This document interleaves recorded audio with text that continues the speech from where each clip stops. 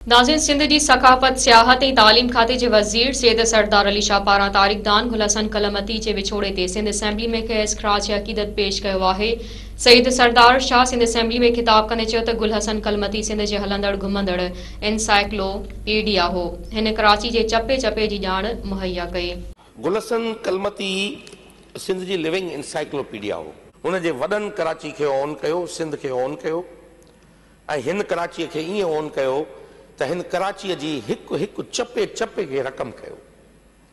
अॼु जेको ही कॉन्क्रीट जे ढंग में असांजा आसार विॼाइजी विया आहिनि, माज़ीअ जा साइंस ख़तम थी विया आहिनि, त उते इहो माण्हू हो जेको पैदल हिन कराचीअ जे घेटियुनि में रुली ॿुधाईंदो हो त बाबा हिन जॻह ते फलाणी बिल्डिंग हूंदी हुई, हिन जॻह ते भोजो मल अची हिन ही हिकिड़ो कोट अॾियो जंहिंजा ॿ दरवाज़ा हुआ, हिकिड़े पासे खां मिठो खूह खोटाई, ॿिए पासे खां समुंड हो, जंहिं पासे खां समुंड हो उतां दरवाज़ो खुलंदो हो, उनखे चयो खारो दर, जंहिं पासे खूह खोटिलो मिठो उनखे चई मिठो दर।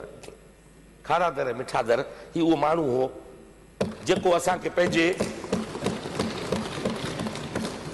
तारीख़ ऐं पंहिंजे माज़ीअ जे बारे में आगाही ॾींदो हो ऐं सिंध सां मोहबत कंदो हो। कराचीअ खे हुन ग्लोरी ऑफ ईस्ट अंग्रेज़ीअ में जेको किताब जो छपियल जो तज़किरो हिते कोन थियो, EFT कल्चर डिपार्टमेंट ऐं EFT गॾियल उहो किताब असांजो पब्लिश करायो, कराची ग्लोरी ऑफ ईस्ट। उन में हिन सॼे कराचीअ जी उहा रक़म कयो आहे जेके कराची खे 47 खां पोइ ॻणीनि था।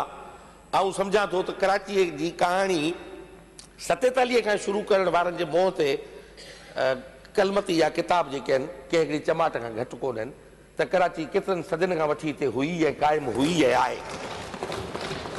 ऐं उन माण्हूअ जे खे ट्रिब्यूट उन जा किताब आहिनि जंहिंजा तज़किरा थिया, मूंसां उनजो तमामु हिकिड़ो मोहबत जो तालुक़ु हो ऐं असांजी हेरिटेज एडवाइज़री कमेटी जो मेंबर बि हुयो। उनखे इन करे मेंबर कयोसीं त उनखे कराची जे चपे चपे जी ख़बर हुई ऐं कहिड़ियूं शयूं रहण खां बचनि ऐं एनलिस्ट थियनि। उनमें कलमती गुल हसन जी असां जेके आहिनि मरूम जूं ख़िदमतूं असां वठंदा रहियासीं। उनजा इलाही आलीशान सफ़रनामा आहिनि, पढ़ण जहिड़ा किताब आहिनि। कालाश काफ़रनि जो देश हिकिड़ो हसीन किताब आहे, उहो पढ़णु खपे। सो गुल हसन कलमती खे आऊं पंहिंजे दिलि सां रूह सां ट्रिब्यूट पेश कयां थो ऐं मूंखे आऊं पुछंदुसि दोस्तनि खां जेका बि असांखे तजवीज़ कंदा त का यादगार हिन जे नाले, का कॉलेज, का स्कूल, का बिल्डिंग, को रोड, जेको बि चवंदा असां मुकमिल तौर ते हुनजे नाले कंदासीं, छो त असांजो फ़ख़ुरु हो, असांजो हू ताज हो, असीं हुनखे विसारे नथा सघूं।